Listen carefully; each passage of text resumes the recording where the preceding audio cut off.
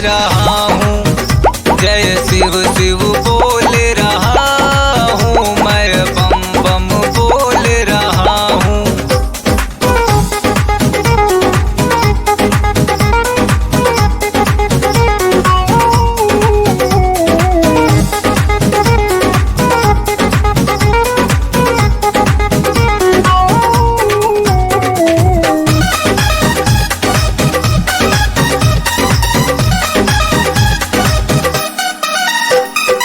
दूर बहुत है भोले की नगरी, फिर भी है मुझे जाना।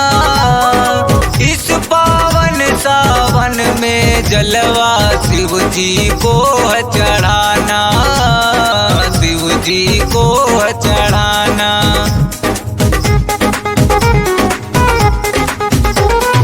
दूर बहुत है भोले की नगरी, फिर भी है मुझे जाना। इस पावन सावन पे जलवा शिव जी को है चढ़ाना, शिव जी को है चढ़ाना।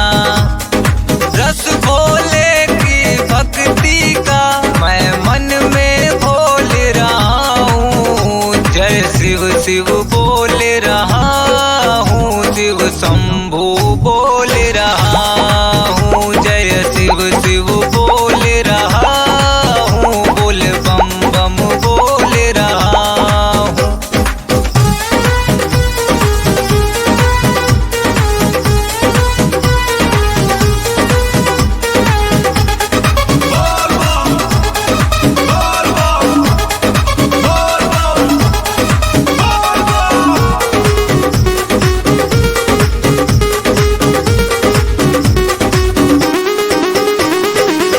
डमरूधारी जब खुश होंगे, सब दुख वो हर लेंगे।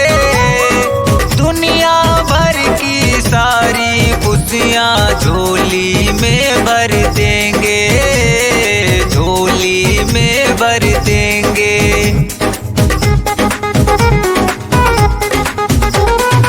डमरूधारी जब खुश होंगे, सब दुख वो हर लेंगे।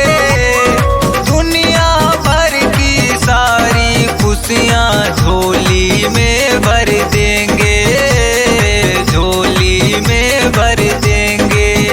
मैं सुनील सवरिया के संग में मन मंदिर खोल रहा हूँ। जय शिव शिव बोल रहा हूँ, शिव शंभू बोल रहा हूँ। जय शिव शिव बोल रहा हूँ, बोल बम बम बोल रहा हूँ।